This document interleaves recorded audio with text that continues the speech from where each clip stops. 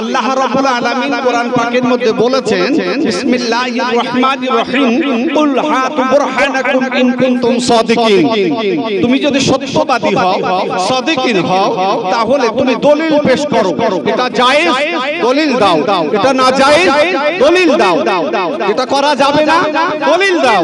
এটা করা যাবে, দলিল পেশ করো। আল্লাহ কোরআনে জানিয়ে দিয়েছেন। আমার আল্লাহ রাব্বুল আলামিন এই পাওয়ারফুল কিতাব, একখানা কিতাব দিয়েছেন আপনার আমার কাছে, আমার নবীর কাছে পাঠিয়ে দিলেন। ওই কিতাবটা সকল জগৎবাসীর জন্য আল্লাহ কিতাব দিয়েছেন। কোরআন it is the universal religion, third, not only Muhammadan but also whole society religion, almighty. কোরআন এসেছে জাতি, ধর্ম, বর্ণ নির্বিশেষে সকল মানুষের মুক্তির দিশারি হিসাবে আল্লাহ তাবারক ওয়া তাআলা একখানা পাওয়ারফুল কিতাব দিয়েছেন। ওই কিতাবটার নাম হলো আল কোরআন। একটু জোরে বলি সুবহানাল্লাহ। যে কোরআনটাকে পড়লে সওয়াব, কানে শুনলে সওয়াব, পড়লে জবানে পড়লে জবানের গুনাহ মাফ হয়ে যায়, কানে শুনলে কানের গুনাহ মাফ হয়ে যায়, যে কোরআনটা চোখে দেখলে চোখের গুনাহ মাফ হয়ে যায়, যে কোরআনটা হাত দিয়ে স্পর্শ করলে আপনার হাতের গুনাহ মাফ হয়ে যায়। এই কোরআনের মাজমায়ে মাজলিসে যদি আপনি বসতে পেরেছেন, একটুখানি বসার কারণে আল্লাহ তাবারক ওয়া তাআলা আপনার জীবনে तमाम সগীরা গুনাহ খাতাকে আল্লাহ মাফ করে দেয়। তুই জোরে বলি সুবহানাল্লাহ। আল্লাহর কোরআন দলিল। আমি আপনাদের কাছে দলিল পেশ করি। আল্লাহর কোরআন জানিয়ে দিয়েছেন বিসমিল্লাহ আমার বান্দা বান্দীরা, তোমরা যখন হক মাহফিলে বসে যাবে, আল্লাহ তোমাদের জীবনের গুনাহগুলোকে তবদীল করে দেব, তোমাদের গুনাহগুলোকে maaf করে দিয়ে চেঞ্জ করে দেব। ওই গুনাহগুলোকে গুনার জায়গাটায় আল্লাহ নেকি দিয়ে সওয়াব দিয়ে পরিপূর্ণ করে দেব। জোরে বলা যাবে সুবহানাল্লাহ। গুনাহ মানুষের জিন্দেগিতে হয়। আজকে যে মাহফিলটা হচ্ছে, এই মাহফিলটা গুনাহ মাফের জায়গা। তাই কোরআন পাকে আল্লাহ রাব্বুল আলামিন পরিষ্কার জানিয়ে দিয়েছেন, মান আমিলা সালিহান মিন যাকারিন আও উনসা ফাহুয়া মুমিনুন ফাউলাইকা ইয়াদখুলুনাল জান্নাতা ইউরযাকুনা ফিহা বিগাইরি হিসাব। আল্লাহর কোরআনে আল্লাহ জানিয়ে দিয়েছেন, এই দুনিয়ার জিন্দেগিতে যদি কোন একটা ছেলে, একটা মেয়ে একটা নেকির কাজ করে, কটা? Only one. একটা নেকির কাজ করবে, একটা সওয়াবের কাজ করে। আল্লাহর কোরআনে জানিয়ে দেওয়া হয়েছে ফাহুয়া মুমিনুন। ওই বান্দা বা বান্দীটা হলো পাক্কা ঈমানদার। এই বলি আল্লাহ ক্ষান্ত হলেন নাই, পরের আয়াতেই বলছেন ফাউলাইকা ইয়াদখুলুনাল জান্নাতা। আমার ওই বান্দাটার জন্য একটা নেকি করার কারণে আমি আল্লাহ ওই বান্দাটাকে আমি আমার জান্নাতে নিয়ে নেব। আর একটু জোরে বলি সুবহানাল্লাহ। শুধু তাই নয়, ইউরযাকুনা ফিহা বিগাইরি হিসাব। আমি আমার বান্দাটাকে, আমার ওই বান্দাটাকে ওই একটা নেকি কাজ করার কারণে, সওয়াবের কাজ করার কারণে জান্নাতের মধ্যে নিব। শুধু তাই নয়, সীমাহীন রুজি, সীমাহীন রিজিক আল্লাহ তার জন্য গিফট করব, তাকে দিয়ে দেব। জোরে বলা যাবে সুবহানাল্লাহ। তাহলে বোঝা গেল এই মাহফিলের দরকার আছে। আমি ছোট্ট আয়াতে কারিমা রাখলাম। একদল মানুষ, কিছু মানুষ আছে বাজারে, মাঠে, ঘাটে, রাস্তায় তারা বলতে থাকে এরা সব জলসা দেয় কেন? এরা জলসা দেয় কেন? জলসা দিয়ে লাভ কি হবে? আসুন আমি আপনাদের কাছে বলছি সহিহ হাদিস শরীফ থেকে, ওয়া আন আবি হুরায়রা রাদিয়াল্লাহু তাআলা আনহু আন্নাহু ক্বাল লা ইয়াবআসান্নাল্লাহু আ'আমা ইয়াওমাল কিয়ামাতি في وجوههم النور على المنابر لؤلؤ يقبضهم الناس ليس بأنبياء ولا شهداء وقال أعرابي كلهم لنا نعرفهم قال هم المتحدون في الله من قبائل شتى وبلاد شتى ويجتمعون على ذكر الله। আল্লাহর নবী আল্লাহর রাসূল হযরত আবু হুরায়রা রাদিয়াল্লাহু তাআলা আনহু হাদিসটা বর্ণনা করছে।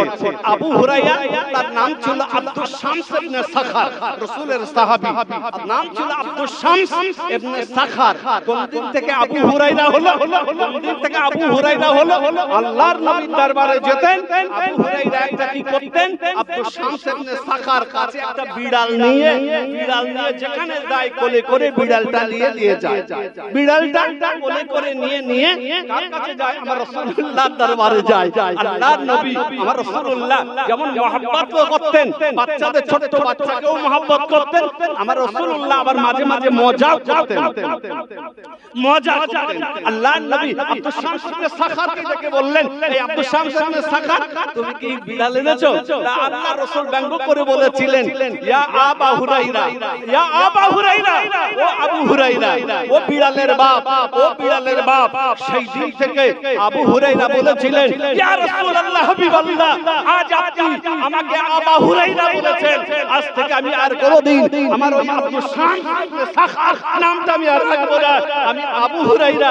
সকলকে জানিয়ে দিলেন, তোমরা আমার রাসূলুল্লাহ নাম, আমার হাবিবুল্লাহ নাম আবু হুরাইরা যিনি আমার রাসূল দিয়েছেন, তোমরা সবাই আমাকে আবু হুরাইরা বলে আজ থেকে ডাকবে। সেই থেকে আমার রাসূলের সাহাবীটা হয়ে গেল আবু হুরাইরা। ওই আবু হুরাইরা অসংখ্য হাদিস রওয়ায়াত করেছে। বুখারী শরীফ বলেন, মুসলিম শরীফ বলেন, তিরমিজি শরীফ বলেন, নাসাই শরীফ বলেন, আবু দাউদ বলেন, ইবনে মাজাহ বলেন, এক এক করে অসংখ্য হাদিস বর্ণনা করেছেন। নাম দেয়া আছে ওয়া নবী হুরাইরা। আমি সেই তার হাদিস আপনাদের কাছে রাখছি। রাসূলুল্লাহ বললেন, লা ইয়াসাল্লাল্লাহু ইয়াউমাল কিয়ামা, কাল কিয়ামতের ময়দানে একদল বান্দা, একদল বান্দীদেরকে আমি আল্লাহ হাজির করব, কিয়ামতে তোলা হবে। একদল বান্দা আর একদল বান্দীকে কিয়ামতের ময়দানে আমি আল্লাহ উঠাবো। তাদের কি করব? তাদের লা ইয়াসাল্লাল্লাহু ইয়াউমাল কিয়ামা, কিয়ামতের ময়দানে তুলবো। আর তাদের মাথায় কি করব? নূরের টুপি পরিধান করিয়ে দেব।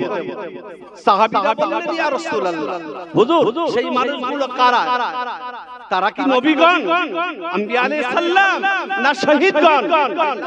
বললেন, লা লা ইয়াবাসাল্লাহু আকামা ইয়াউমাল কিয়ামাতি ফি উজুহিহিমুন নূরুন আলাল মারাবিরি লুলুইন ইয়াকতুহুমুন নাস লাইসা বিআম্বিয়ায়ে ওয়ালা শুহাদা। فقال عربي كلهم لنا نعرفهم قال هم المتحبون في الله من قبائل شتى وبلاد شتى। আল্লাহর নবী বললেন, ওই মানুষগুলো তারা হবে, দুনিয়ার কোন সাধারণ মানুষ হবে না, তারা কোন নবীদের দল হবে না, তারা কোন শহীদদের দল হবে না। তাহলে তারা কারা? আল্লাহর নবী বললেন, যারা প্রচন্ড ঠান্ডাকে উপেক্ষা করে, ঘরের মায়া ছেড়ে দিয়ে, লেপকাতার মায়া ছেড়ে দিয়ে, স্ত্রী পরিজনের মায়া ছেড়ে দিয়ে, যারা এমন করে জলসার মাহফিলে এসে বসে যাবে, আল্লাহর নবী বললেন, ওই মানুষগুলোকে কাল কিয়ামতের ময়দানে রাসূলুল্লাহ জানিয়ে গেলাম। আবু হুরায়রা থেকে হাদিসটা এসেছে, আমার রাসূলুল্লাহ জানিয়ে দিলেন, তাদের মাথায় নূরের টুপি পরিধান করানো হবে কাল কিয়ামতের ময়দানে। একটু জোরে বলা যাবে না সুবহানাল্লাহ? আল্লাহর নবী বললেন, ওই মানুষগুলোকে কিয়ামতের ময়দানে তাদের মাথায় নূরের টুপি পরানো হবে, কপাল দিয়ে একটা আলো, জ্যোতির্ময় আলো পার হয়ে যাবে। ওই আলোটা কত জ্যোতির্ময় হবে? আল্লাহর নবী জানালেন, ওই আলোটা সূর্যের জ্যোতির চাইতে অধিক দীপ্তি হবে। এই মানুষগুলোকে তারা হবে জান্নাতি মানুষ হবে, তারা আল্লাহর জান্নাতে চলে যাবে। একটু জোরে বলি সুবহানাল্লাহ। যারা বলছেন ফরজ করে, বলে কোন দলিল আছে নাকি? ঈদ করতে হবে, ঈদে মিলাদুন নবী করতে হবে, এর কোন দলিল আছে নাকি? আমি আপনাদের আজকে বলে যাই, ফরজ করবেন কেন? হযরত আবু বকর সিদ্দিক রাদিয়াল্লাহু তাআলা আনহু, হযরত আবু বকর সিদ্দিক রাদিয়াল্লাহু তাআলা আনহু হাদিস শরীফ বর্ণনা করলেন। আবু বকর সিদ্দিক রাদিয়াল্লাহু তাআলা আনহু বর্ণনা করলেন, মান আনফাকা দিনারিন আও দিরহামিন, মান আনফাকা দিরহামিন আও দিনারিন কানা রাফিকিল ফিল জান্নাহ। হযরত আবু বকর সিদ্দিক সাধারণ মানুষ নয়, আল্লাহর রাসূলের প্রধান সাহাবী। দুনিয়ার জগতের যদি ঈমানদারদের ঈমানের পাল্লা একটা পাল্লায় রাখা হয়, আর অপর পাল্লায় যদি আমার আবু বকরের ঈমানের পাল্লা রাখা হয়, আমার আবু বকরের ঈমানের পাল্লাটা ভারী হবে। একটু জোরে বলা যাবে না সুবহানাল্লাহ? ওই আবু বকর সাধারণ মানুষ নয়, আবু বকর সিদ্দিক আমার রাসূলের সঙ্গের সাথী, ইহকালের সাথী, মওতের পরে আল্লাহ রাসূলের রওজা মুবারকে সঙ্গের সাথী হয়ে গেলেন ময়দানে মাহশারে রাসূলের সঙ্গের সাথী তিনি হবে। ওই আবু বকর সিদ্দিক বলছেন যে মানুষটা পৃথিবীর জমিনে যারা জলসা দেয়, যারা জলসায় খরচ করে, যারা জলসায় স্বেচ্ছাসেবী হবে, যারা জলসায় স্বেচ্ছাসেবী হবে, বাড়ি থেকে যারা পয়সা দেবে, টাকা পয়সা দেবে, খরচা করবে, এই আছে হাদিস শরীফে কি আছে আনফাকা দিরহামান আরবের জমিনে তৎকালীন সময় রূপের টাকা ছিল, রূপের টাকা, রূপের টাকা, রূপার টাকা যাকে বলা হয় দিরহামান। আর দিনার শব্দের অর্থ হলো স্বর্ণ মুদ্রা।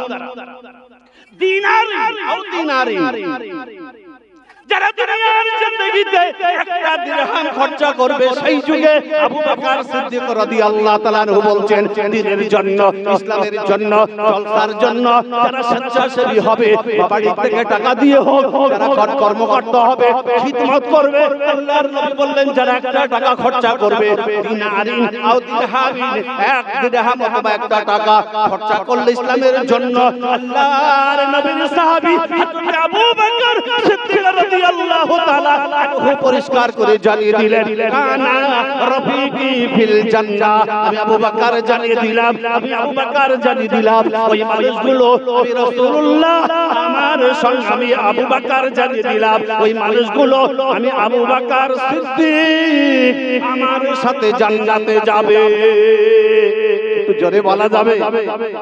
কে বলছে? আমি বলেছি নাকি? হাদিসটা আমি বলছি নাকি? কে বলছেন? আবু বকর। وعن عمر رضي الله تعالى عنه عمر ফারুক রাদিয়াল্লাহু তাআলা আনহু বললেন মান আনফাকা দিরহামান ঈদে মিলাদুন নবী, ঈদে মিলাদুন নবী বলা হয় না সিরাতুন নবী, ঈদে মিলাদুন নবী যারা একটা টাকা খরচা করলো, যারা একটা টাকা খরচা করলো, কে গো? হযরত ওমর ফারুক রাদিয়াল্লাহু তাআলা আনহু, really holder of Islam, really holder of Islam, অর্ধেক পৃথিবীর বাদশা ছিলেন হযরত ওমর ফারুক রাদিয়াল্লাহু তাআলা আনহু বললেন যারা ইসলামের জন্য একটা টাকা খরচা করবে, ওয়াজের জন্য, মিলাদের জন্য একটা টাকা খরচা করবে, ওই মানুষটাকে আমি হযরত ওমর আল্লাহু তাআলা বলছি কেমন ওমর আল্লাহর নবীর ইন্তেকালের আগে হযরত ওমর ফারুক বলে গিয়েছিলেন বাবা আমি মারা যাওয়ার পরে ওমর আমাকে যে কোনো কবরস্থানে মাটি দেবে না, আর আল্লাহর রাসূল যে জায়গাটায় শুয়ে আছে ওই জায়গাটা সাধারণ কারো জায়গা নয়, ওই জায়গায় যিনি শুয়ে আছেন তিনি হচ্ছেন আমার রাসূল, আমার আখির জামানার পয়গম্বর শুয়ে আছেন, তার পাশে যিনি শুয়ে আছেন সাধারণ কোনো ব্যক্তি নন, তিনি হচ্ছেন হযরত আবু বকর সিদ্দিক রাদিয়াল্লাহু তাআলা আনহু শুয়ে আছেন। আবু বকর সিদ্দিক শুয়ে আছেন। তবে আমি ওমর বলে গেলাম আমি মারা যাওয়ার পরে, ইন্তেকাল করার পরে আমার লাশটা জান্নাতুল বাকিতে কবর দেওয়ার জন্য ব্যবস্থা করবে না বাবা, পারলে তোমরা আমাকে আমার লাশটা নিয়ে আস্তে আস্তে আমার রাসূলুল্লাহর রওজার পাশে যেয়ে একটা বার আমি ওমর আমার তরফ থেকে একবার সালাম দেবে বাবা, আমি ওমর আমার তরফ থেকে বাবা একবার সালাম পেশ করবে। মদিনার রওজা মুবারক থেকে যদি ওমরের জন্য যদি একটু জায়গা করে দেওয়া হয় তবে বেটা, তার বেটাকে বললেন বাবা মদিনার রওজাতে যাও, যাকে ওই জায়গাটা আম্মা জান হুমায়রা আয়েশা সিদ্দিকা রাদিয়াল্লাহু তাআলা আনহার হুজরা মুবারক, পারলে তোমরা একবার আম্মা জানের কাছে চলে যাবে।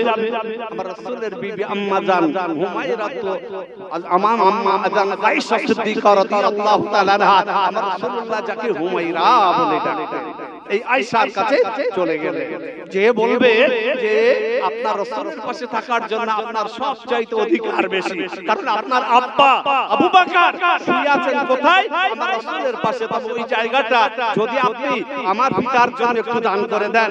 ওই সময় খাতুনে হযরত আম্মা জান হুমায়রা আয়েশা বলেছিলেন যে ওই পৃথিবীর জমিনে আমার রাসূলের পরে আবু বকর, তারপরে ওমরের প্রাধান্য সবচাইতে বেশি, কারণ ওমর ফারুক রাদিয়াল্লাহু তাআলা আনহু কি করলেন তার জিন্দেগিতে তিনি ঈমান ইসলাম আনার পরে তিনি আমার রাসূলের পাশে সহযোগী হয়েছিলেন, সেই মানুষটাকে খবরদার করা যাবে না। তবে আমি হুমায়রা আয়েশা তিনি 7 লক্ষ হাদিসের হাফেজা ছিলেন। একটু জোরে বলি, আর একটু জোরে বলি, কোরআনের হাফেজা তো বটে, 7 লক্ষের অধিক হাদিসের হাফেজা ছিলেন হযরতে হুমায়রা আয়েশা সিদ্দিকা রাদিয়াল্লাহু তাআলা আনহা। তিনি ছিলেন, বললেন জায়গা চাইলে দিয়ে দিলেন, জায়গাটা ওমর ফারুকের জন্য দিয়ে দিলেন। ওমর ফারুকের ওই জায়গা আমার রাসূলের পাশে, যেখানে আবু বকর শুয়ে আছে, আবু বকরের ঠিক সিনা বরাবর শুয়ে আছেন ওমর ফারুক। জায়গাটা দিলেন, আমার রাসূলুল্লাহ অ্যাকসেপ্ট করলেন, আমার রাসূলুল্লাহ অ্যাকসেপ্ট করলেন যে ওমরকে আমার পাশেই জায়গা করে দাও, আমার পাশে জায়গা দাও, কারণ দুনিয়ার সাথীকে আমার পাশে শুয়ে দাও। দুনিয়ার জিন্দেগিতে আমি রাসূলুল্লাহ আমার পাশাপাশি থেকেছে, মওতের পরে আমার পাশে যেন আমার আবু বকর ওমর থাকে, তাই জায়গা করে করে সেখানে জায়গা হয়ে গেল। একটু জোরে বলি সুবহানাল্লাহ। ওই ওমর ফারুক বলছেন, মান আনফাকা দিরহামান ঈদে মিলাদুন নবী, যারা 1 টাকা খরচ করে, 1 টাকা ব্যয় করে ঈদে মিলাদুন নবীর জন্য, তাদের দরজা কেমন? হযরত ওমর ফারুক বলছেন, ফাকাদ আহইয়াল ইসলাম, ফাকাদ আহইয়াল ইসলাম, সেই মানুষটা যেন পৃথিবীর জমিনে 1 টাকা খরচ করলো না, সে যেন ইসলামটাকে জিন্দা করলো। জোরে বলা যাবে, আর একটু জোরে বলি সুবহানাল্লাহ। কে বলেছেন? ওমর ফারুক রাদিয়াল্লাহু তাআলা আনহু, নাম্বার 3, তৃতীয় নম্বর খলিফা। অনেকে বলে ঈদে মিলাদুন নবীর কথা নেই, খরচ করা বেকার। আমি আপনাদের জবাব দিয়ে যাচ্ছি, আছে। তারপর প্রসঙ্গে 2-4টা কথা একটু বলার সুযোগ হলে বলবো, না ছেড়ে দেবো, মাইক্রোফোন পিছনে বক্তা এলেই ছেড়ে দেবো, অসুবিধা নেই। وعن عثمان غني رضي الله تعالى عنه জিন্নুরাইন, হযরত উসমান গনি রাদিয়াল্লাহু তাআলা আনহু দ্বিতীয় খলিফা হচ্ছেন হযরত উসমান গনি রাদিয়াল্লাহু তাআলা আনহু, যার মাজার মুবারকটা আছে জান্নাতুল বাকিতে রয়েছে, জান্নাতুল বাকিতে রয়েছে। সেই জান্নাতুল বাকির শেষের দিকে হযরত উসমান গনি রাদিয়াল্লাহু তাআলা আনহু তিনি বললেন, মান আনফাকা দিরহামান ঈদে মিলাদুন নবী, যে মানুষটা ঈদে মিলাদুন নবীর শানে পয়সা করি খরচা করলো, ওই মানুষটাকে কি বললেন? কানা শাহীদান, কানা শাহীদান বদর ওয়া হুনাইন, বদর ওয়া হুনাইন, যে মানুষটা 1 টাকা খরচা করলো ইসলামের জন্য, ইসলামের জন্য খরচা করলো, জলসার জন্য খরচা করলো, মানুষটাকে, ওই মানুষটাকে কাল ময়দানে মাহশরে, হাশরের ময়দানে তাদেরকে কোথায় নিয়ে যাওয়া হবে? হযরতে উসমান গনি বললেন, যারা বদরের যুদ্ধে, যারা বদরের যুদ্ধে শহীদ হয়েছে, যারা বদরের যুদ্ধে শাহাদাত বরণ করেছে, পাশাপাশি যারা হুনাইনের যুদ্ধে শহীদ হয়েছে, ওই মানুষগুলোকে আমার আল্লাহ পাক আল্লাহ তাআলা ওই বদর আর হুনাইনের যুদ্ধের শহীদদের সাথে করে নিয়ে, তারা শহীদরা তাদেরকে সঙ্গে করে নিয়ে আল্লাহর জান্নাতে যাবে। একটু জোরে বলি সুবহানাল্লাহ। তাহলে সাহাবীরা কি বলেছে বুঝতে পারছেন? এরপরে আসেন আর একটা হাদিস শরীফ শুনিয়ে যায়, আলী রাদিয়াল্লাহু তাআলা আনহু, হযরত আলী রাদিয়াল্লাহু তাআলা আনহু বললেন, মান আযমা ঈদ মিলাদুন নবী সাল্লাল্লাহু আলাইহি ওয়াসাল্লাম,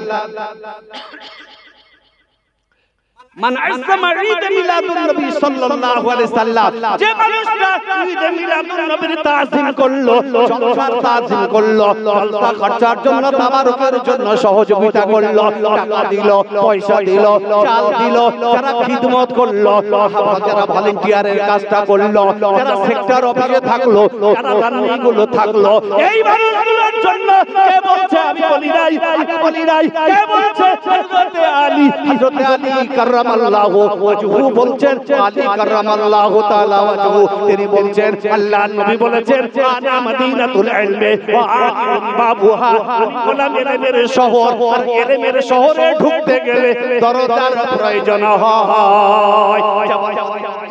জমিনে আপনি কেউ যদি ঢুকতে চায়, মদিনা শরীফে ঢুকতে গেলে মদিনার বর্ডার আছে, মদিনার গেট আছে, মদিনার বর্ডার আছে, মদিনার গেট আছে, এই মদিনার গেটে আপনি ঢুকতে পারবেন পর্যন্ত ওই সময় ঢুকতে দেওয়া হবে না যতক্ষণ পর্যন্ত ইহরামের কাপড়টা না পরবেন, ইহরাম না পরা পর্যন্ত ওই মদিনার বর্ডারে আপনি ঢুকতে পারবেন না।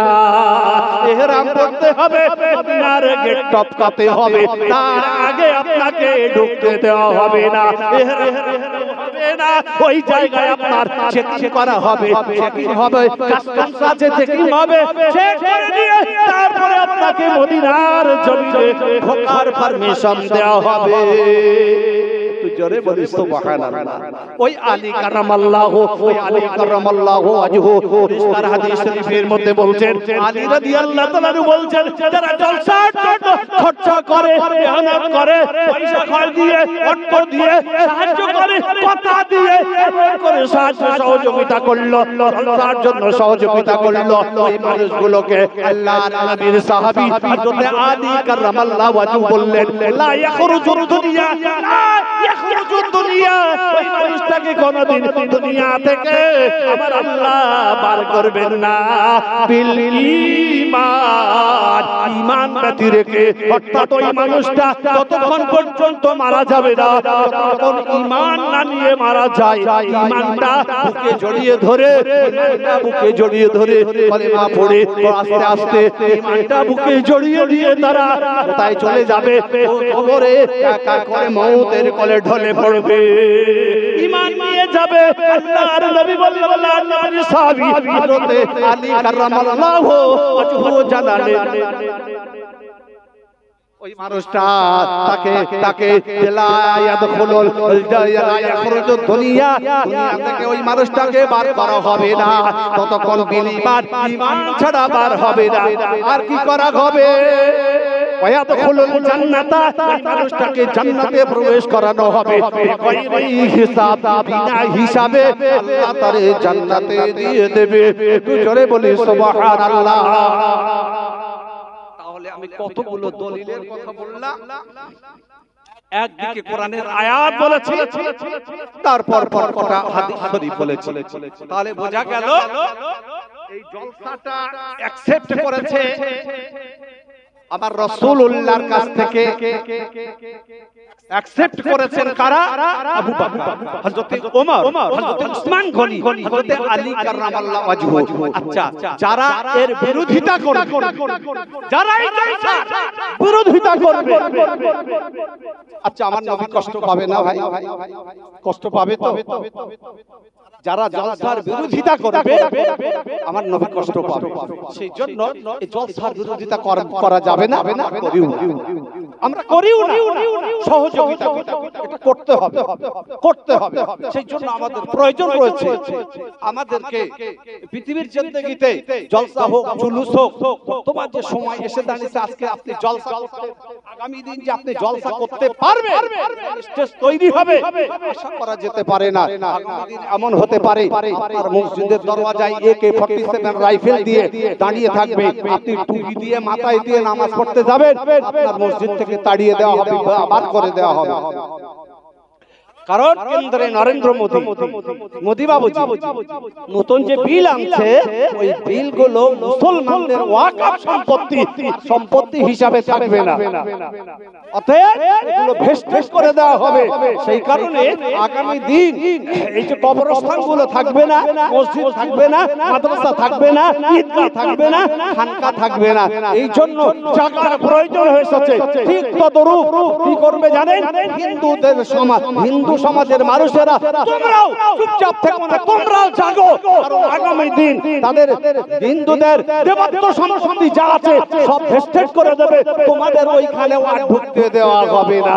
কারণ তোমাদেরকেও সরকার চাইছে, তোমাদের দেবত্ব সম্পত্তিগুলো রয়েছে প্রায় 9 লক্ষ একরের মতো, আর মুসলমানদেরও 9 লক্ষ একরের মতো সই সম্পত্তি আছে, এরা ওয়াকফ স্টেট। তাই গত 19 ডিসেম্বর কলকাতার রানী রাসমণি রোডে আমি সেখানে গিয়েছিলাম, কারণ তহা হুজুরের ডাকে তিনি এসেছিলেন, তিনি বলেছিলেন জাতি ধর্ম নির্বিশেষে আপনারা চলে আসুন। তাই আমি আপনাদের কাছে আহ্বান করে যাই, বলে যাই, আগামী দিন ভাই আমার ওয়াকফ সম্পত্তির বিরুদ্ধে যে অবস্থায় ডাকবে, আপনি কি করেন আমার ডাকার দরকার নেই, আপনি কোন পলিটিক্স করেন ডাকার দরকার নেই, আমি আপনাকে রাজনীতি করতে বলি নাই, কারণ সেই দলে আপনি ঝাঁপিয়ে পড়বেন, সেখানে যেয়ে তাদেরকে সহযোগিতা করুন। যে যেখানে ডাক দেয়, আজ বর্তমান যে সময় এসেছে, এখন মারামারি, দলাদলি, হানাহানি, গুতগুতি করার সময় আর নেই।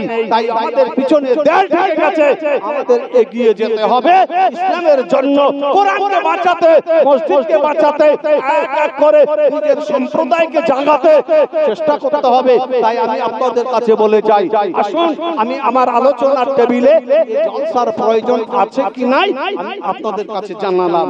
এরপরে আমি আপনাদের কাছে বলতে চাই, একটা কথা একটুখানি বলে যাই, এই পৃথিবীর জিন্দেগিতে, এই পৃথিবীর জিন্দেগিতে দুনিয়া আপনাকে আমাকে ছাড়তে হবে না, হবে না কি হবে না বাবু, ছাড়তে হবে তো।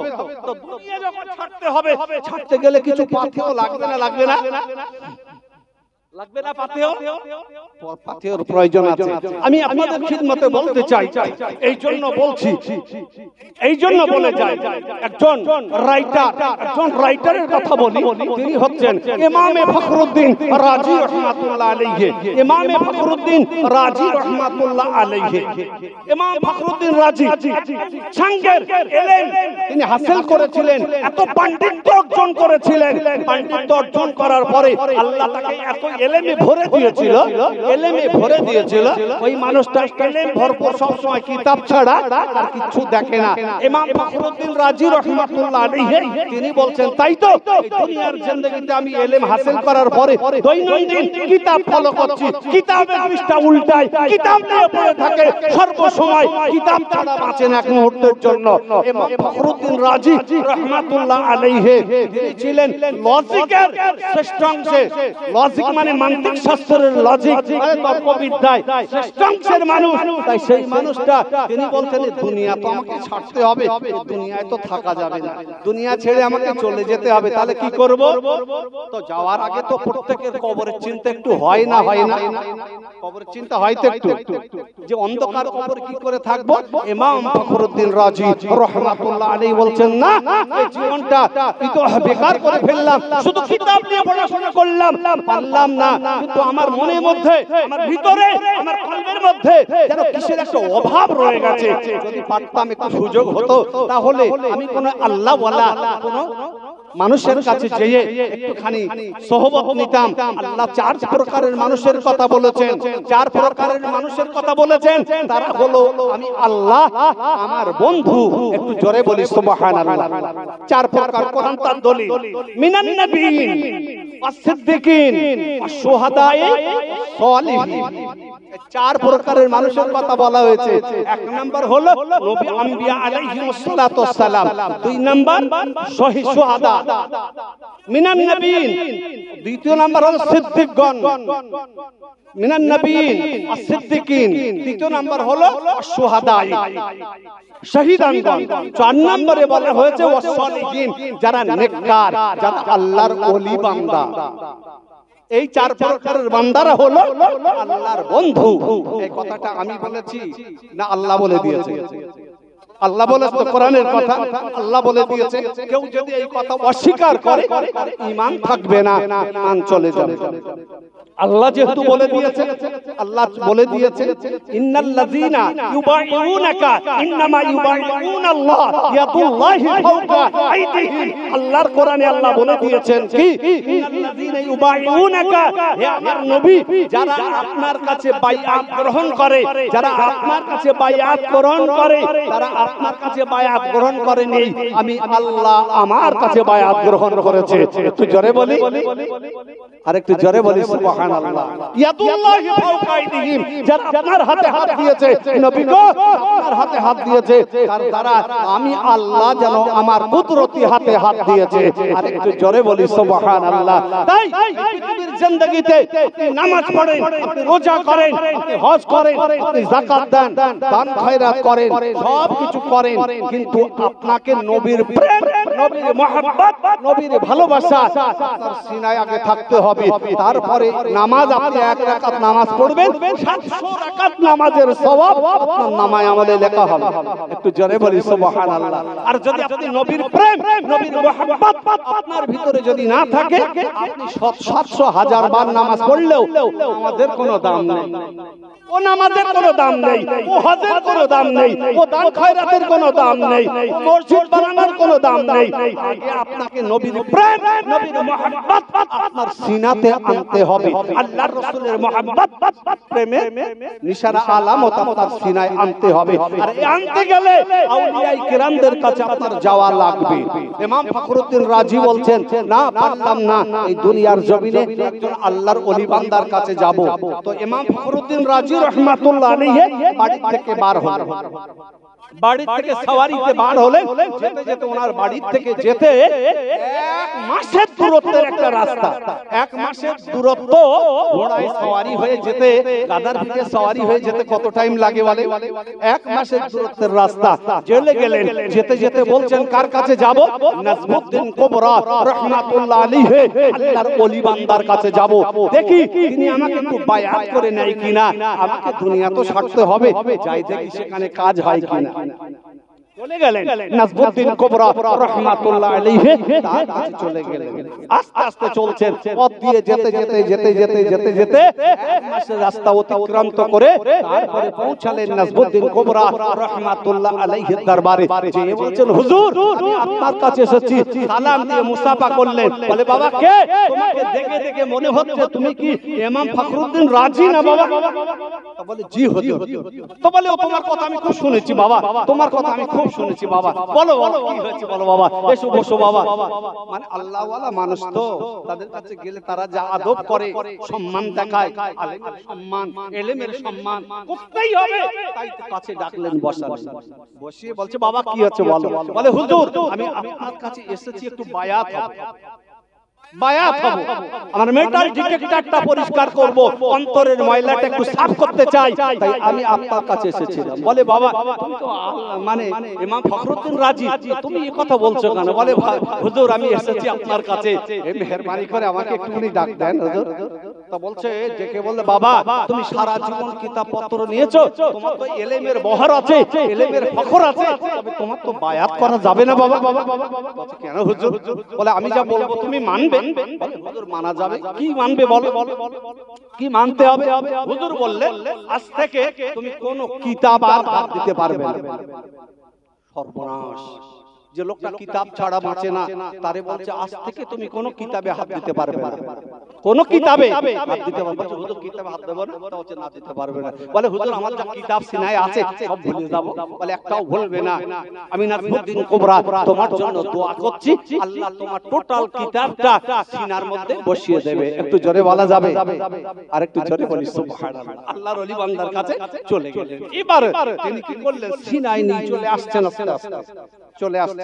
বলছে, বাবা তোমার তো বায়াত করা যাবে না, তবে তুমি সারা জীবন কিতাব ছাড়া বাঁচনি। তবে আজকে একটা কথা বলছি বাবা, তুমি পারলে তোমার জীবনে একটা বছর, কমসে কম একটা বছর তুমি আর কিতাব দেখবে না, চলে আসবে আমার কাছে। 1 বছর পরে আসবে বাবা, আসবে তো? তাহলে জি হুজুর আপনি দোয়া করুন। মুসাফা করলেন, হুজুরের কাছ থেকে বিদায় নিয়ে 1 বছর পরে আসবেন, কোন কিতাব আর উল্টাবে না। ওয়াদা করেছেন, ওয়াদা করেছেন। কার কাছে? নাজমুদ্দিন কুবরা রাহমাতুল্লাহ আলাইহি আল্লাহর ওলি বান্দার কাছে। নাজমুদ্দিন কুবরা রাহমাতুল্লাহ আলাইহি আল্লাহর ওলি বান্দার কাছে চেয়ে চলে আসছেন, চলে গেলেন। এক বছর কিতাব লিখবো না, তবে হুজুর আপনার কাছে একটুখানি পাওয়া চাওয়া বা পাওয়ার কথা ছিল, আপনার কাছে আমার একটু দাবি একটু বলবেন। বলে কি চাও? বলে হুজুর আমি অন্তত কিতাব তো আমি দেখবো না, কিতাব তো পড়বো না, কমসে কম আমাকে খাতা কলম ইউজ করার একটুখানি সুযোগ দেন। খাতা কলম ব্যবহার করতে পারি। চাইছো? যাও যাও। বলে আমি কিতাব দেখবো না। উনি কি করলেন? খাতা কলম নিয়ে পরস্পর গবেষণা করে আর কোরআনের আয়াতগুলো নিয়ে আস্তে আস্তে একটা একটা করে আয়াত এক এক করে তাফসীর করতে থাকেন, লেখেন, তাফসীর করেন, করতে করতে করতে করতে একটা গোটা কোরআন শরীফ এক বছরের ভিতরে গোটা কোরআন শরীফের তাফসীর লিখে ফেলেছেন। ওই তাফসীরটা লেখার পরে তাফসীরের নাম দিয়ে দিলেন তাফসীরে কবির। ওই তাফসীরটা নিয়ে আস্তে আস্তে তার পীর সাহেবের কাছে চলে গেলেন। এখনো বায়াত হয়নি, তবে তিনি চলে গেছেন হুজুরের কাছে, নাসরুদ্দিন কুবরা রাহমাতুল্লাহ আলাইহির দরবারে। যে বলছেন হুজুর আমি আপনার কাছে আপনি বলেছিলেন কিতাবে করা যাবে না, কিতাব তুমি করতে পারো, পৃষ্ঠা উল্টাতে পারবে না, তবে এক কাজ করো, আমি এই এক বছরের ভিতরে হুজুর আমি কিতাব দেখিনি আপনার কথা মতন, তবে তাফসীর লিখেছি। এই তাফসীরটা হলো তাফসীরে কবির। বলছে বাবা দাও তো দেখি, তাফসীরে কবিরটা দাও তো। তাফসীরে কবির দিয়েছেন, দেখার পরে নাসরুদ্দিন কুবরা রাহমাতুল্লাহ আলাইহি আল্লাহর ওলি বান্দা দেখে বলছেন বাবা সত্যি তো তাফসীরে কবির, সেই পর্যন্ত তাফসীর লিখলেন। আজ পর্যন্ত পৃথিবীর কোন বাপের বেটা নাই যে লোকটা আজ পর্যন্ত একটা তাফসীরে কবির লিখতে পেরেছে, এই চাইতে বড় তাফসীর লিখতে পেরেছে। একটু জোরে বলা যাবে না সুবহানাল্লাহ? তাফসীরে কবির লিখলেন, নিয়ে হুজুরের কাছে হুজুর বলেছেন বাবা সত্যি তো এটা তাফসীরে কবির। নিয়ে চলে আসলেন, আসার পরে বলছে বাবা বুঝতে পেরেছি তুমি এসো, তোমার ইলমের গর্ব কমেছে, তবে আমার কাছে এসো, বায়াত হয়ে যাও। যে লোকটা কারো কাছে বায়াত হয়, হয়ে যায় তার দিলটা নরম হয়ে যায়, অহংকার থাকে না, অহংকার চলে না, তাকাব্বুরি চলে না, ইসলামে নেই, ইসলামে করা যায় না, কারো প্রতি আঘাত করা যায় না, কারো প্রতি বিদ্রুপ করা যায় না, ইসলাম এলাও করে না। সেই জন্য কি করলেন উনি নাসরুদ্দিন কুবরার কাছে তারপরে বলছেন হুজুর আপনি এবার আমার সবক দেন, আমার ভিতরটা যেন আলোকিত হয়। একটু জোরে বলে, আর একটু জোরে বলে। এত বড় আল্লাহর ওলি বান্দা কি করলেন? হুজুরের কাছে বায়াত হয়ে নিলেন। কি করলেন? হুজুর যদি তাই বলেছেন মুর্শিদ যদি দয়া করে, এক পলকে নিতে পারে মদিনা শহরে, কোন মুর্শিদ পীর সাহেব যদি মনে করে কোন বান্দাকে আল্লাহর ওলি বানিয়ে দেবে, এক মুহূর্তের মধ্যে আল্লাহর ওলি বানাতে পারে। একটু জোরে বলা যাবে না সুবহানাল্লাহ? কোন পীর সাহেব যদি দেয়, আর মাঝে মাঝে কিছু পীর সাহেব আছে বাবা, ওদিকে আমি যাব না, ওই কথা বলবো না, কি করে তার ব্যক্তিগত ব্যাপার। তবে বর্তমান সময় গলা দলি রাহা জানি মারামারি হানাহানি এই বিশেষ করে নেট দুনিয়ায় ছড়িয়ে পড়েছে। তাই আমি সকলের কাছে বলবো, আমি আপনাদের কাছে বলবো আপনারা মার্জিত ভাষায় কথা বলুন, কোরআন হাদিসের মাপকাঠিতে কথা বলুন। দুনিয়ার মানুষ, গ্রামের মানুষ কষ্ট করা পয়সা, মাটি কাটা পয়সা, রোদে পোড়া পয়সা আপনার চাঁদা দিয়ে, সেই চাঁদার পয়সা দিয়ে আপনাদেরকে দাওয়াত করে আনে, আর আপনারা এসে অমুকের বিরুদ্ধে গালি দেবেন, অমুকের বিরুদ্ধে গালি দেবেন। আমার অনুরোধ আপনারা কেউ বলবেন না, কেউ কাউকে এমন করে বলবেন না। নেট দুনিয়ায় ছড়াছড়ি হয়, গোটা বিজাতিরা এগুলো দেখে দেখে হাসে। তাই নাসরুদ্দিন কুবরা রাহমাতুল্লাহ আলাইহির কাছে বায়াত হয়ে গেলেন শাইখ ইমাম ফখরুদ্দিন রাজি রাহমাতুল্লাহ আলাইহি। বলে হুজুর, এরপরে হুজুর সবক দিলেন, বলে যাও বাবা বাড়িতে চলে যাও, তবে তুমি আর কিতাব তোমার দেখতে হবে না। হুজুর বুঝেছেন আমার এই মুরিদটার বেশি দিন আর হায়াত নেই, মুরিদটার অবস্থা খুব ভালো নয়, যাও তুমি আর একটা বছর সময়। আমি বললাম সারা জীবন কিতাব দেখেছো, সারা জীবন হাদিস দেখেছো, তাফসীর দেখেছো, মানতিক দেখেছো, তুমি কোন তর্ক শাস্ত্রে গেলে একটা তর্ক বিনিময়ে 1000টা মোকাবেলা করে তাদেরকে প্রতিহত করতে পারো। যাও, তোমাকে আমি ওই কথা বলছি না, তুমি পারলে এক কাজ করবে, চলে যাও, যে আস্তে আস্তে আস্তে আস্তে আস্তে আস্তে আস্তে আস্তে তুমি যাও একটা বছর ইবাদতে থাকো। একটু জোরে বলা যাবে, আর একটু জোরে বলা যাবে সুবহানাল্লাহ? উনি ইবাদতের হুকুম করলেন, যাও বাবা একটা বছর ইবাদত করো। একটা বছর ধরে বাড়িতে আসার পরে ইবাদত শুরু করেছেন। হুজুর বলেছে বাবা ইবাদতে রত হও, দুনিয়া তো সকলকে ছাড়তে হবে, তবে যাও নাসরুদ্দিন কোবরা তোমাকে বায়াত করে নিলাম, যাও বাবা। এমনি করে দেখতে দেখতে দেখতে দেখতে শাইখ ফখরুদ্দিন ইমাম ফখরুদ্দিন রাজি রাহমাতুল্লাহ আলাইহি নাসরুদ্দিন কোবরা রাহমাতুল্লাহ আলাইহি আল্লাহর ওলি বান্দার দরবার থেকে বেরিয়ে পড়েছে বাবা, বেরিয়ে পড়েছে, বাড়ির দিকে চলে যায়। আস্তে আস্তে যেতে যেতে যেতে যেতে যেতে যেতে যেতে যেতে যেতে যেতে বাড়ির দিকে পৌঁছে গেছে। 1 মাসের দূরত্বের রাস্তা বাবা। এমন করে যেতে যেতে অতিবাহিত হতে হতে 1 বছর অতিবাহিত হয়ে গেছে বাবা। 11 মাস 29 দিন হয়েছে। 30 দিন 12 মাস হলে আরো 1 বছর পূর্ণ হবে।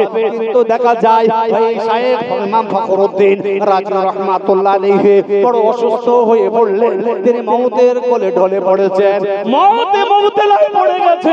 দুনিয়ার জিন্দেগি ছাড়ার জন্য মৃত্যুর কোলে ঢলে পড়েছেন ইমাম ফখরুদ্দিন রাজি রাহমাতুল্লাহ আলাইহি।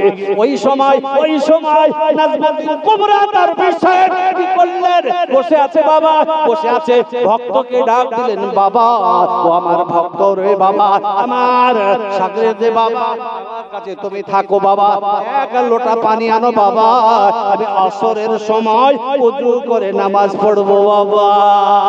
এক এক করে খাদিম চলে গেল 1 লোটা পানি আনতে। আনার পরে এক করে নাসরুদ্দিন কোবরা আল্লাহর ওলি বান্দা ওযুটা সারলেন, ওযুটা সেরে ফেললেন, ওযুটা কমপ্লিট হয়ে গেল। আবার ডেকে বললেন, বাবা ও বাবা খাদিম, পারলে আর বদনা পানি দিয়েছো, আর 1 বদনা পানি এসো আনো। পানিটা আবার এনে দিয়েছেন। আর হুজুর যেন বারে বারে কার দিকে যেন তাকাতাকি করে, কার দিকে যেন তাকাতাকি করে। আশ্চর্য ব্যাপার, বারে তাকাতাকি করছে, থাকতে পারেন না। আবার দ্বিতীয় বদনা ওযু শেষ হয়ে গেল। আবার খাদিমকে ডেকে বললেন, বাবা ছেলে, বাবা খাদিম, তুমি আর 1 বদনা পানি নিয়ে এসো। কারণ মুবতলা হয়ে গেলে মওতের সময় বান্দা বসে আছে, জিজ্ঞাসা করে নেবেন, শয়তান এসে আপনার পাশে ধোঁকা দেবে, ধোঁকা দিয়ে আপনার ঈমানটা সলব করে নেবে।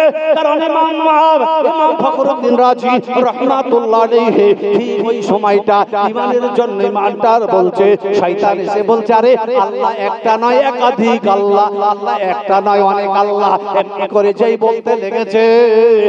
আর এক করে শাইখ ইমাম ফখরুদ্দিন রাজি রাহমাতুল্লাহ আলাইহি শুধু তর্ক বিতর্ক করে, শুধু দলিল দিয়ে কেটে দিচ্ছে যে না, আমার আল্লাহ হচ্ছেন এক অদ্বিতীয়।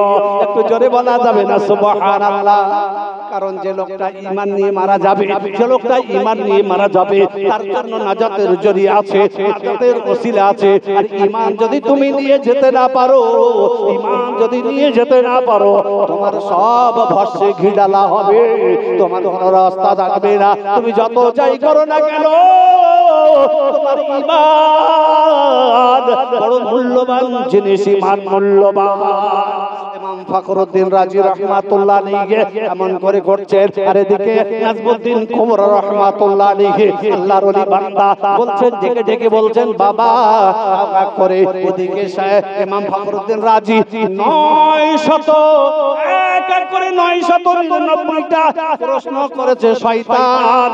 আর শয়তানের দেওয়া কোশ্চেনের জবাব শাইখ ফখরুদ্দিন রাজি রাহমাতুল্লাহ আলাইহি দিয়েছেন। এবার আর দেখতে যার একটা মাকি, যদি আমার ফখরুদ্দিন রাজি যদি হেরে যায়, তাহলে বেঈমান হয়ে মারা যাবে। আমি নাসরুদ্দিন কোবরা আমার কাছে হাতে হাত দিয়ে বায়াত হয়েছে।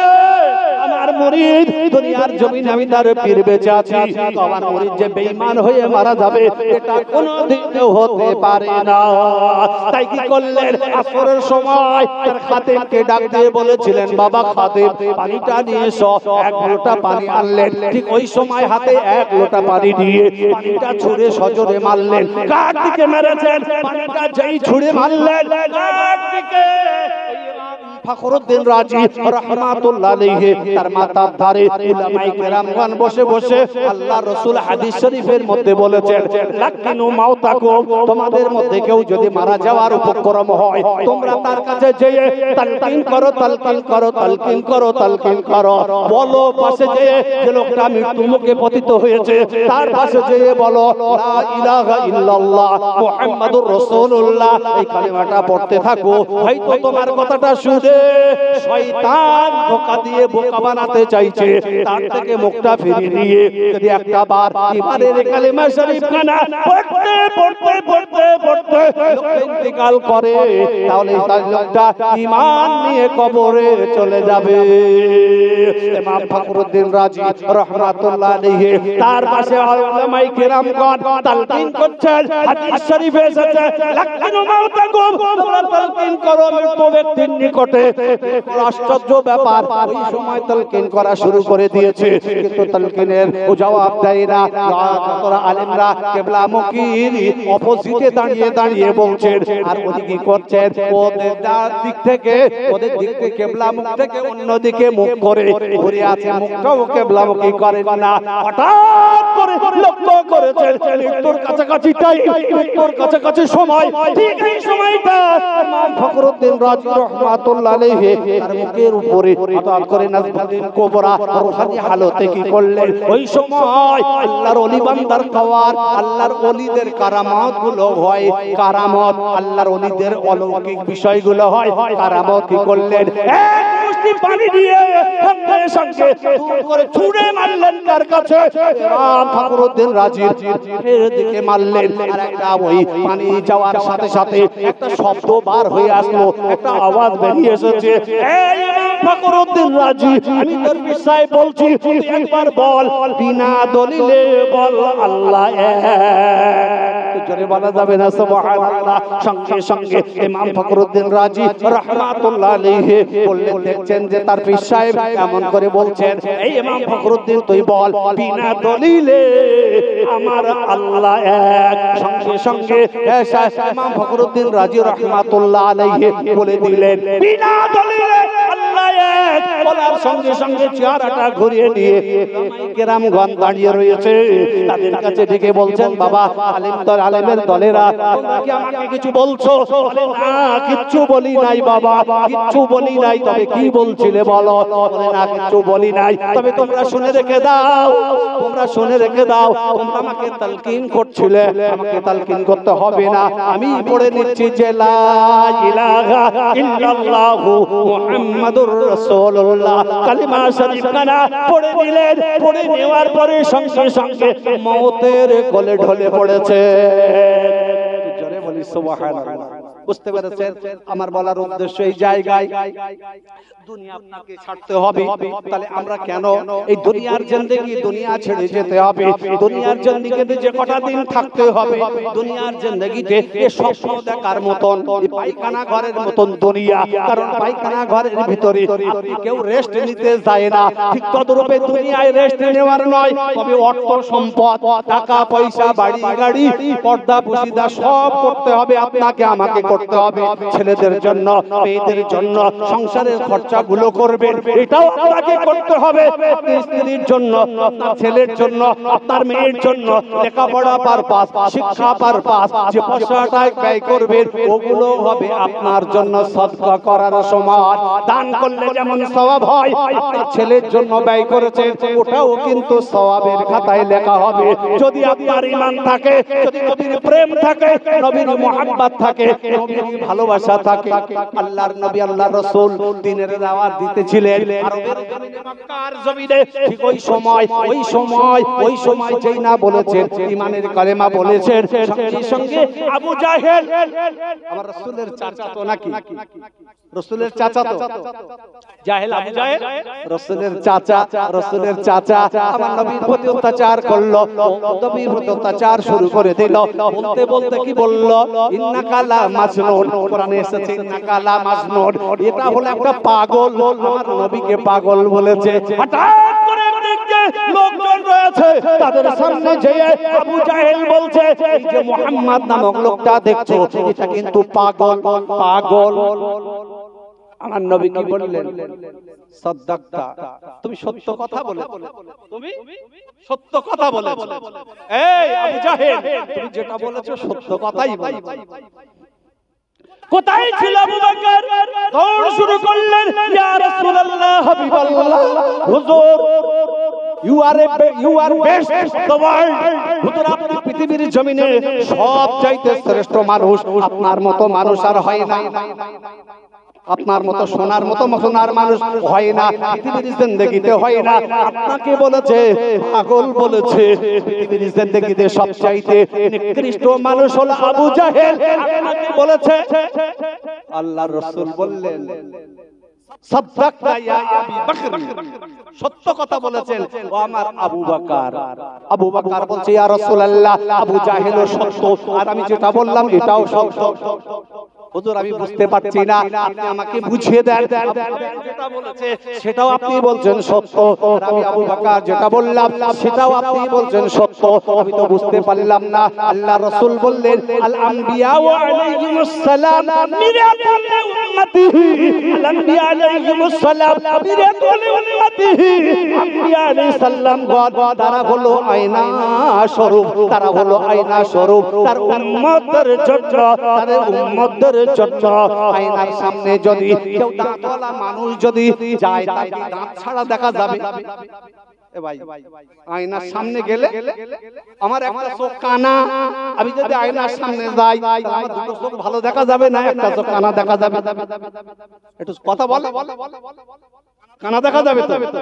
যার যেমন চেহারা সে তেমনই দেখবে। আল্লাহর নবী বললেন, প্রত্যেক তাদের উম্মতেরা হলো, প্রত্যেক নবীরা হলো আয়না স্বরূপ, আর তাদের উম্মতেদের কাছে, তাদের উম্মতদের কাছে আমি রাসূলুল্লাহ, আমার উম্মত উম্মতানির কাছে আমি আয়না স্বরূপ। কারণ আয়নার কাছে যায় যে যায়, যে আয়নাকে দেখে যে যেমন, তার সূরতটাই তো সেই রকম দেখে। ও আবু বকর, পৃথিবীর জিন্দেগিতে আবু জাহেল, আবু জাহেল, আবু জাহেল আমার চরম দুশমনি করে, আর আমাকে সবচাইতে খারাপ মানুষ মনে করেছে পৃথিবীর জমিনেতে। আবু জাহেলের দৃষ্টান্তে, আবু জাহেলের জ্ঞানে, আবু জাহেলের বিবেকে, আবু জাহেলের বুদ্ধিতে, আবু জাহেলের হিসাবে আবু জাহেল, আমি রাসূলুল্লাহ আমার আয়নার সামনে আমাকে খারাপ মানুষ দেখেছে। আসলে ও আমার আয়নাতে খারাপ জিনিস দেখেছে, আসলে ও নিজেই খারাপ। ও আমার আবু বকর, তুমি আমাকে সবচাইতে পৃথিবীর মধ্যে সবচাইতে you are best of the world, আপনি বলেছেন সাদ্দাকতা ইয়া আবি বকর, আমার আবু বকর তুমি সবচাইতে সুন্দর মানুষ পৃথিবীর জমিনে, তোমার মতো সুন্দর মানুষ আর দ্বিতীয় কোনো হয় না।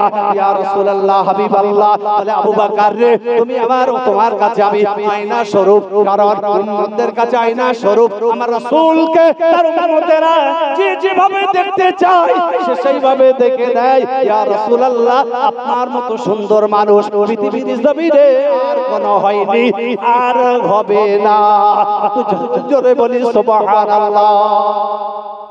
আমি আপনাদের খিদমতে বলতে বসেছি, নবীর মুহাব্বত, এই রাসূলের ভালোবাসা, এই নবীর মুহাব্বত যদি আপনি পড় করেন, মুহাব্বত যদি আপনার ভিতরে থাকে, রাসূলের প্রেম যদি থাকে, কারণ আল্লাহ পাক, আল্লাহ তাআলা কোরআন পাকে জানিয়ে দিয়েছেন, ইন্নাদ দীনা ইনদাল্লাহিল ইসলাম, মানুষের কাছে আল্লাহ রাব্বুল আলামিন একটা দ্বীন দিলেন, একটা ধর্ম দিলেন, ওই ধর্মটার নাম হলো Islam. Islam is the practical way of life, Islam হলো একটা বাস্তব জীবন ব্যবস্থার নাম, ইসলাম হলো একটা বাস্তব জীবন ব্যবস্থার নাম।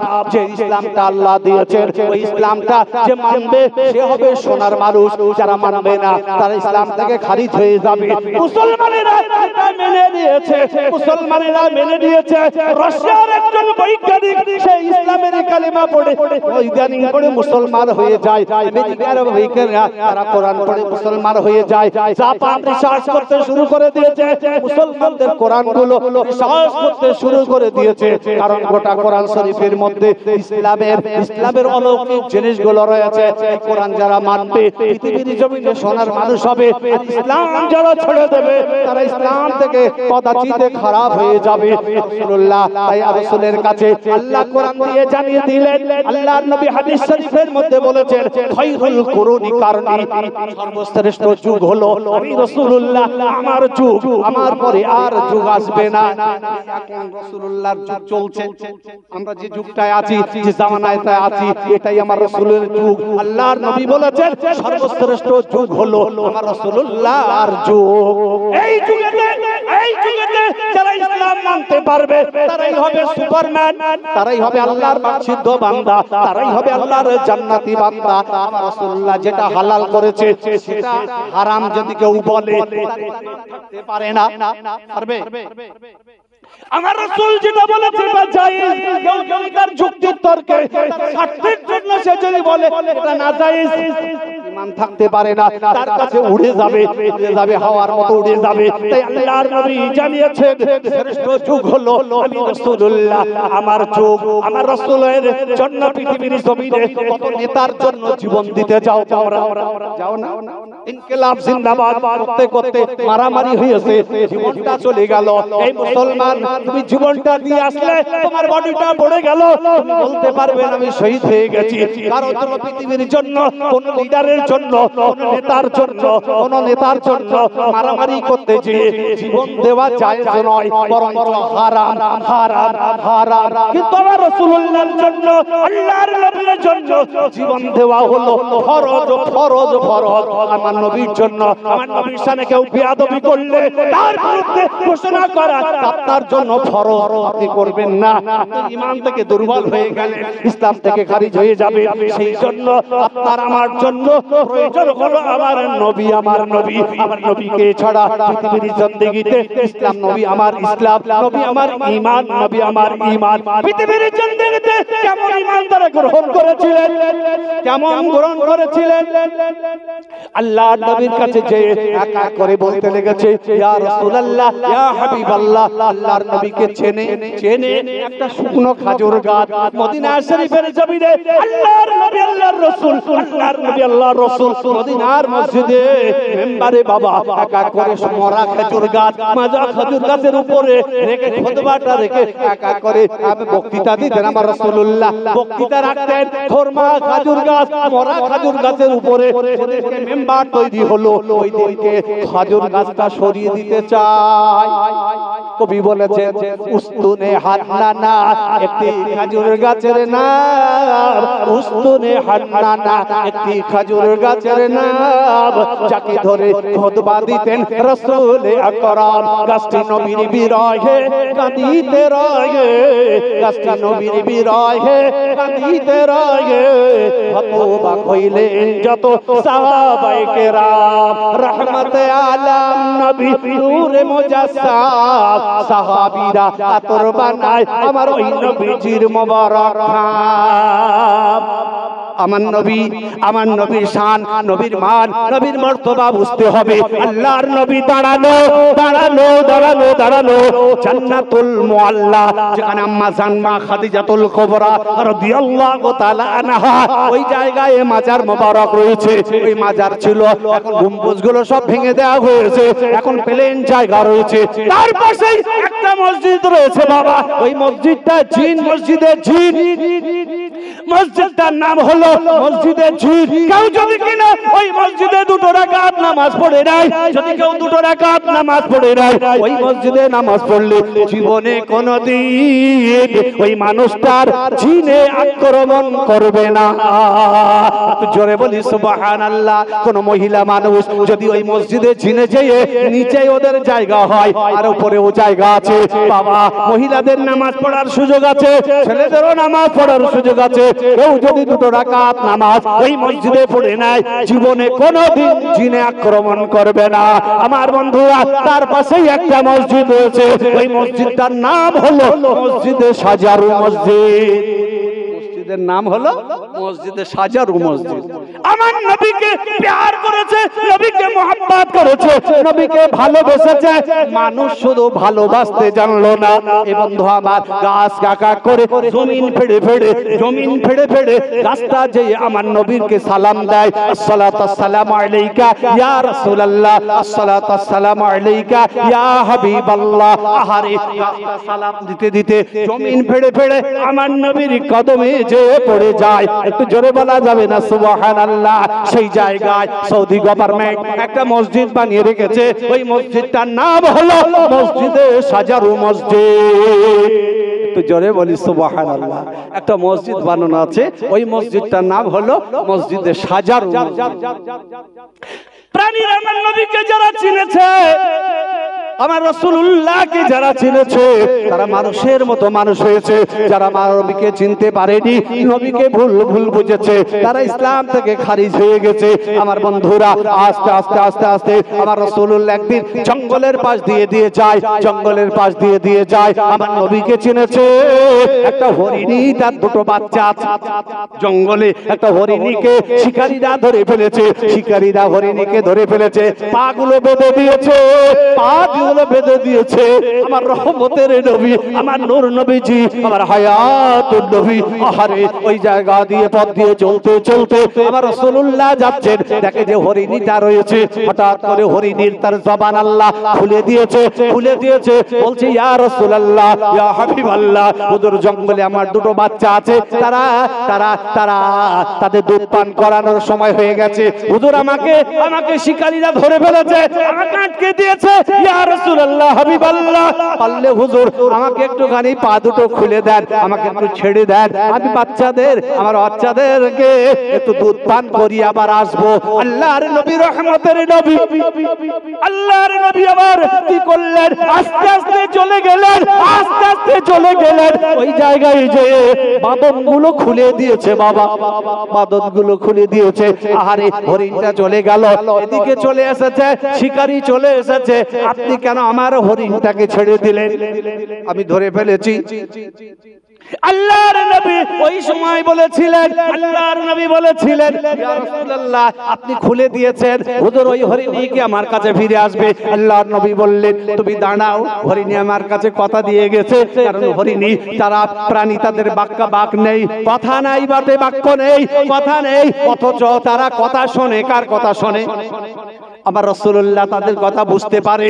করলেন সঙ্গে সঙ্গে কিছুক্ষণ বাদে হরিণীটা দৌড়ে এসেছে, আমার রাসূলুল্লাহ বেঁধে দিলেন। বলে দেখো শিকারী, তুমি পারলে ওর দুটো বাচ্চা আছে, ছোট বাচ্চা দুটো মা হারা হয়ে যাবে, বাচ্চা দুটো মা হারা হয়ে যাবে। আমি চাইছিলাম যে তুমি যদি কিনা এই হরিণীটাকে ছেড়ে দাও, তাহলে ওর বাচ্চা দুটো বেঁচে যাবে, কারণ তোমার বাড়িতে সন্তান আছে, বাচ্চা সন্তান আছে, তারাও যদি তোমাকে হারিয়ে ফেলে তারা কত কষ্ট পাবে। তুমি পারলে বাচ্চা হরিণীটাকে ছেড়ে দাও, খুলে দিতে পারো, দিলে কিন্তু ও জঙ্গলে চলে যাবে। বলার সঙ্গে সঙ্গে কি করলো হরিণীটাকে আমার রাসূলুল্লাহ, কারোর দিকে তাকাতে দেরি হয় কিন্তু দোয়া কবুল হতে দেরি হয় না। আমার রাসূলুল্লাহ তাকাতে দেরি হয়, দোয়া কবুল হতে দেরি হয় না। আল্লাহর নবী যেমন করে হরিণীকে যে শিকারী ধরেছে তার দিকে তাকালেন, তার ভিতরটা আলোয় আলোকিত হয়ে গেল। ইয়া রাসূলুল্লাহ, হাবিবাল্লাহ, হুজুর আপনি ছেড়ে দিতে বলছেন। আমি বলছি, আমি রাসূল বলছি, বাবা আমি হলাম ওই প্রাণীটার নবী। কুল ইয়া আইয়ুহান নাস, হে মানব সম্প্রদায়, ইন্নী রাসূলুল্লাহ ইলাইকুম জামিয়া, সাত আসমান সাত জমিনে যা আছে সকলের জন্য আমি রাসূলুল্লাহ সকলের জন্য নবী হয়ে এসেছি, রাসূল হয়ে এসেছি। একটু জোরে বলি সুবহানাল্লাহ। এমন করে হরিণীটাকে যেই না ছেড়ে দিয়েছে সঙ্গে সঙ্গে হরিণীটা আমার রাসূলুল্লাহকে সালাম দিচ্ছেন, আসসালাতু আসসালামু আলাইকা ইয়া রাসূলুল্লাহ, আসসালাতু আসসালামু আলাইকা ইয়া হাবিবাল্লাহ, আসসালাতু আসসালামু আলাইকা ইয়া নবী আল্লাহ বলে এমন করে সালাম দিলেন। সালাম দেওয়া